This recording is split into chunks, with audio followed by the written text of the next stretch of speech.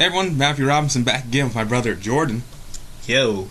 We went to go see Captain America, actually opening night, but it took us a little while to get this review done.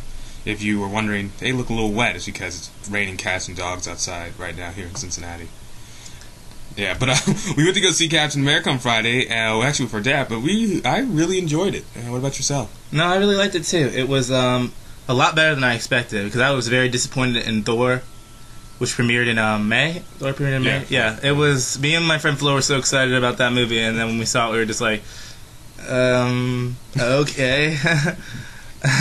Now, I like Thor, but I actually think this movie was a lot better than Thor, and a lot better than Green Lantern, another movie that I liked. I mean, honestly, I don't think I should have expected that much from Thor, though, in the first place, because the comic books weren't even that good.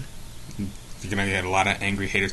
How dare you say that about Thor, the god of thunder? Well, because he's not really a superhero. I mean, he's a god, so it's kind of like... True, that's a good point. How is he even in the same class with superheroes? That's a good point, actually. And if something bad happens, why doesn't he just get his daddy to take care of it?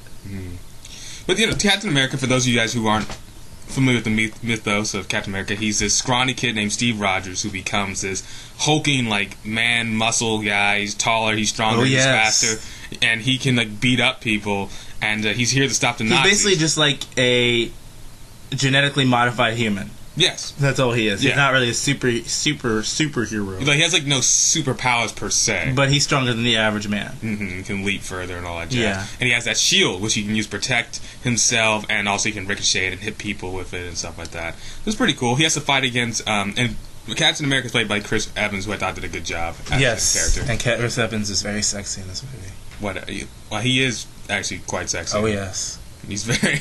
I would climb that like a tree. Anyway, and he's also has to go against Hugo Weaving as the Red Skull. Oh yes, who is an ex-Nazi, but still a Nazi in a way. But he creates his own organization called Hydra. Hey, so Hydra. everyone goes, "Hail Hydra!" It still sounds like Hitler too, because you know how German people talk. But yeah, no, it's pretty. So we get some. What we get also is I forget the actress's name, but the woman who plays his love interest. So I hear a lot of criticism about her, but really I do not see it. Atwell, that's her last name. Yeah, she does a good job. Because she's supposed to be a soldier, so she's not going to be all typical damsel in distress. She can fight. She takes some people out in that movie. She saves Captain America's life probably a couple times. Oh yeah. But no, I mean that's another thing I like about this movie. Captain America's not made out to be like a Thor or a Superman, or even a Spider-Man. This dude needs help from average day people. The soldiers. He relies on his team. It's like a real army. It's a real unit. Exactly. They work together. He couldn't do it by himself. And that makes it really cool. And they have a great cast of small soldiers, even though they're small parts. The soldiers are really cool. The guy who plays Bucky, his best friend,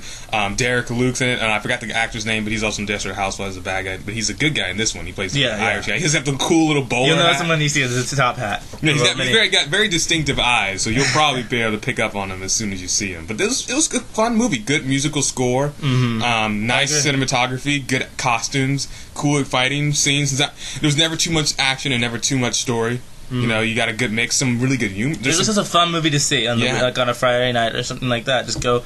I would definitely see this movie in theaters though. Definitely. Because it's very intense and it's very good. Those great character development in it. And just the emotions that are in it, are really well done. All the actors do a phenomenal job. Tommy Lee Jones is he does such a great job with that film. But I think it's one of those films that you could even take older kids to go see it. You could take a 10, 11-year-old kid to see that movie. Yeah. There's no sex. There's not a lot of profanity. Yeah, exactly. The violence no nudity. the violence is mostly bloodless. And everything, except for that. Everyone's like, "Oh, I don't want to spoil anything," but everyone's like, "Oh." They always do that in Marvel movies. That one violent scene, you're just like, "Whoa." But and also a little tip when you go see the movie: stay after the credits. Yes, you won't regret it. Credits. And see this in 2D. Don't get fooled into seeing this in 3D. It's really not cool. worth it. It's really cool in 2D. Okay, I just need to say this for once and for all because I really haven't said this in the video yet. 3D movies are pointless. There is no point of going to waste your money and paying an extra $4 or even more in some areas, like Matthew says in LA. It's like $18 for 3D. It's not worth it in most movies. Unless the movie is shot for 3D, it's not worth going to see in 3D. Yeah, like Avatar or Tron, something like that. Yeah, those are meant to be that. Those are movies that were meant to be. But seeing a movie Like, they're releasing The Lion King in 3D? Really? You got The Lion King in 3D? Okay. That's pretty stupid. I agree. So, what's your final score for this? I give it an 85. Yeah, I'm right there with you. 85, maybe an 86, but yeah, about 85. It's a solid movie. Not as good as X-Men First Class. But X-Men First Class is amazing. But I would say it's like the second best superhero movie to come out this summer. Magneto's hot. All right, remember to say that. Check out my reviews of other movies, including X-Men First Class, in the link below. Check out my radio show. Follow me on Twitter. Until next time, remember to rate, comment. Oh, and if you want to follow my brother, you can follow him on his Tumblr. Oh yeah, my Tumblr is Orgasmic Yogurt. Yeah, so we'll have the link down below. On Tumblr, yeah, I'll add it. All right, follow me. I have some awesome stuff. Subscribe. Until next time, please remember, it's all in the hair. Peace.